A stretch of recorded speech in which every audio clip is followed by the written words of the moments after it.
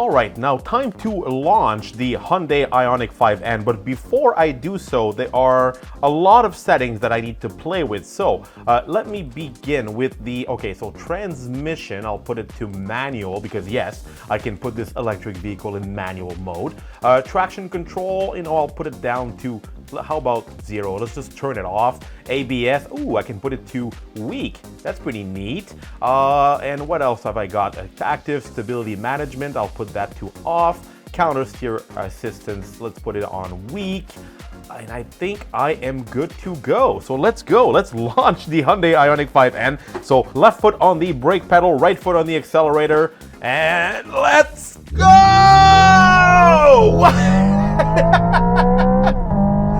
Why does it sound the way it does? Look, I hear you. You're holding on to internal combustion engines because you like the way they rumble, you like the way they feel, you like the way they sound, you like the way that when you shift in a gear, you really feel it behind the wheel and underneath your butt. But I'm here to tell you that all of that is all superficial. And the Hyundai IONIQ 5N really makes you realize all this by simulating all of these sensations. And from behind the wheel, it's all rather convincing. And when you think about it, internal combustion engines of late have been also simulating these sensations. We've had active exhaust systems, we've had pumped-in audio, automatic transmissions that shift so well that they make you completely forget about the manual gearbox. As a matter of fact, some cars are actually better with an automatic than a manual. So, although everything about the IONIQ 5N is simulated, although this is a gigantic blue pill, little reference to the Matrix, it's really, really cool. Let's go have some fun with this thing. Alright, so the obvious main differences inside the IONIQ 5N versus the regular model are the seats. The seats are a lot sportier, they're much more aggressively bolstered, they look really cool. They have a nice illuminated N logo in them, and even for larger people like yours truly, they are comfortable. I like how I sit in this car, it's very supportive. I feel like there's enough space for me to operate this machine. There are also more references to the cool baby blue paint on the outside. Here inside the door on the dashboard, you have a nice little blue stitching around the steering wheel as well and on the seats. It's very nice, very sporty. But for the rest, it's basically the same as the IONIQ 5. However, this is a 2025 model year, which means that the N is the first one of the lineup to get all the updates, because for 2025, the IONIQ 5 is getting a mid-cycle refresh, yes, already. Among the changes, we're getting a rear wiper. And that's a big deal for the IONIQ 5 because if you've driven the current car, if you've read reviews about it, the lack of a rear wiper was a big problem, especially during in winter in a snowstorm. I drove it in a snowstorm and I couldn't see anything of the rear. So thank you, Hyundai, for fitting a rear wiper on the car. There's also a new center console. All this here is all new. It's very different than the last car.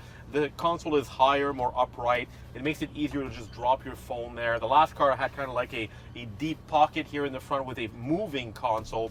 They've removed all that, and I'm okay with it. There's just as much storage space as before. It's just more convenient. The infotainment system is also all new. I'll go through it quickly. There's a lot to take in this car. The infotainment system now has a new home menu. It's different, and the tiles are now positioned vertically. You see them right here in a two menu format.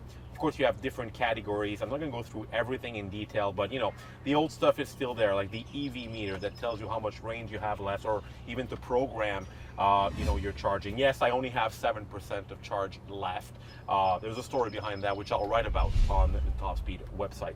The rest, wireless Android Auto, it has all that. And what I like about Hyundai products is, wireless Android Auto is done very, very quickly. I don't need to do much. It detects my phone. I can do it from the infotainment system. I can even do it while driving. Yes, thank you, Hyundai, for allowing me to do that. I don't even touch my phone once. I do it all from the system. It detects my phone, and it's connected. I'll bring your attention to the N menu. This is really where things are different for the N model. This is very much like what BMW is doing with their systems, and obviously Albert Biermann who now left Hyundai, used to work at BMW, and it's thanks to him that Hyundais are so cool now and they handle and drive like BMW M products. This is where you customize the two large N buttons you're seeing here on the steering wheel.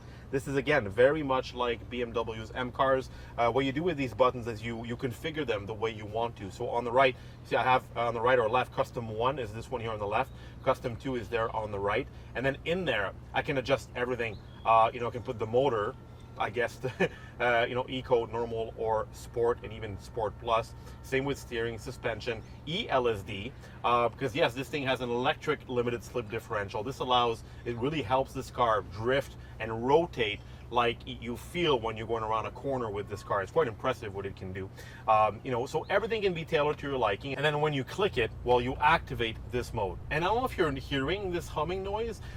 This is part of the really cool synthesized engine noises you can activate in the IONIQ 5N. I've turned it on for this mode. If I turn it off, put it back to Eco mode, it's off again. But you're still kind of hearing a humming sound. And that's what's really neat about this car, is that even if it's an EV, it's alive. It's really alive, just like a gasoline-powered vehicle. A lot happening also on the steering wheel. Obviously, this is a performance-oriented steering wheel. It's nice and thick. I can really grab onto it. I like the format. I like the size. It's just the right kind of performance steering wheel you want to have when you're going around a corner with it. So yes, the two buttons down here. Here on the left is my regular drive mode button. So this can get a bit confusing because you may be asking, wait, why do I have drive mode selection here and up here? This is more of the conventional drive modes that you get on a regular IONIQ 5. So you can cycle between Eco, Normal, and Sport.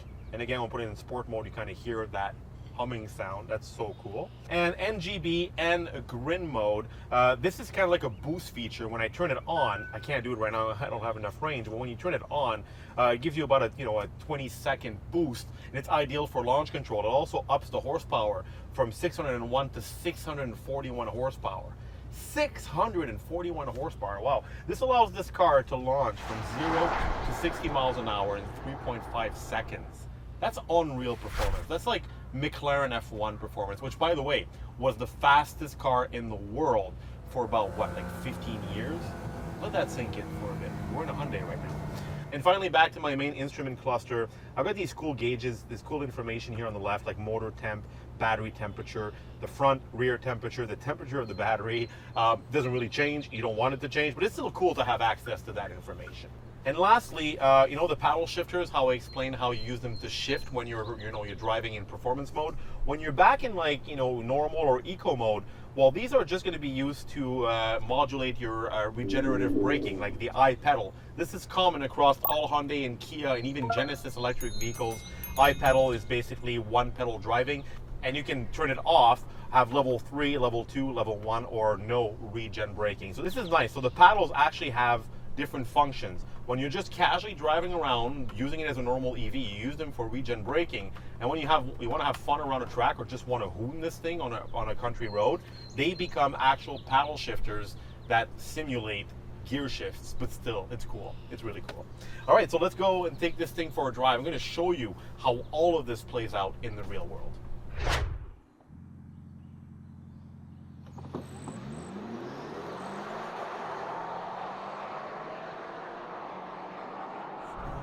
Oh my God, I never thought that electric vehicles could get to this. I never thought it was possible to come to a point when I downshift and it sounds like a regular gasoline car, and I accelerate and I hit cutoff and the car just refuses to accelerate. What is going on? This is all simulated. I'm really, really enjoying the experience. Welcome everyone to the 2025 Hyundai IONIQ 5N. So the beauty of the IONIQ 5N is that you can really decide what kind of experience you want to have with this car. For instance, when I picked it up this morning, the journalist who dropped it off before me hadn't fully charged it, and I don't live very close to the press office, so I kind of had to drive home in turtle mode. I was just cruising on, as slow as I could on the highway, but I had an eco mode and I made it home. I mean, obviously range is not going to be the priority with the IONIQ 5N. And normally in these EV videos, I talk about energy consumption, I talk about range, I talk about charging power. I'm not going to talk about much of that in this review because this vehicle was created to convince hardcore automotive enthusiasts like you and me that an EV is okay. It's okay to perform with an EV. You can have just as much fun with this thing than you could with a gasoline-powered car. You can go just as, if not faster than most gasoline-powered cars, and it will outhandle several gasoline-powered cars, which I will demonstrate in a few minutes. All right, so some specifications. Obviously, dual motor, all-wheel drive, 601 combined horsepower, or 641 when you activate the little red button here. This will give you a short horsepower boost off the line. Great for launch control. The power comes from an 84 kilowatt hour battery, and your range drops down to 221 miles. So it's not the range leader, but of course, this is a performance-oriented EV. So I activate N mode. I have two N buttons here on the steering wheel. I wasn't joking around when I kicked off this episode with Gran Turismo. This really feels like I'm setting Gran Turismo, but in a car. I have a ton of buttons, a ton of features, a ton of menus to fiddle with. Now these buttons right here, very much like BMW M buttons. You adjust them the way you want them. The right one is N mode, and the left one is N mode, even more extreme with traction control off, and my heads-up display changes. But it's also the way this car was calibrated for corners. I mean, enter a corner fast with it. Yeah, I mean, it's big and heavy, but wow, the level of grip is really astonishing. Just the fact that I can shift this thing the way that I want to is really, really cool. I don't feel like I'm driving an electric car. This is unreal. Like, what it's doing to my brain it's just unheard of. I've never felt something like this before. Now, this is cool. I am going to change the sound of, well, the engine, or the fake engine sound. And Active Sound Plus, Evolution. What the? Oh my god, okay, it sounds like a Formula E car. Supersonic.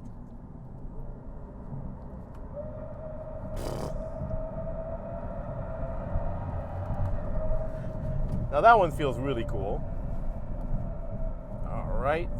And I think I'll put it back to ignition. I find that's the most, obviously I can turn this off if I want to, but I find it really cool. Like, it really feels like there's an engine, a transmission, a differential. It feels very mechanical. I mean, it won't feel as mechanical as, say, my 1990 Nissan 300ZX or my 2006 Mini Cooper R50. But then again, even new gasoline-powered cars feel sort of synthesized. So, this is okay. I'm totally at peace with this. I mean, it's quick. It's ridiculously quick. And I mean, right now, my battery is dangerously low. I'm only at like 14% battery because of my misadventure this morning. I do have a home charger, but normally I'm able to just go home, charge the car, and do what I have to do. We ended up filming today. The video crew could only come today. I arrived at home. I only had about 20% of range. I did a launch control or two, been driving around. Here I am with only 14% of range left. So unfortunately, I can't activate the N grin shift, but honestly, I'm grinning anyway. This is fun.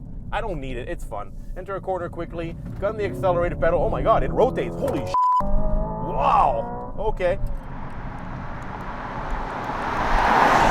I didn't expect that.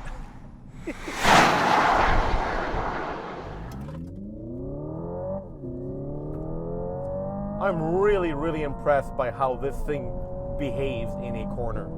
Enter a corner fast, grips for days, gun it. Whoa. Did you see what it did there? It rotated, it drifted, and it was glorious. What is going on? I've driven some EVs that were performance-oriented, like the BMW M cars or the AMG, the electric AMG EQE, for instance. But they don't rotate this way. They don't do this. They don't behave like a gasoline car.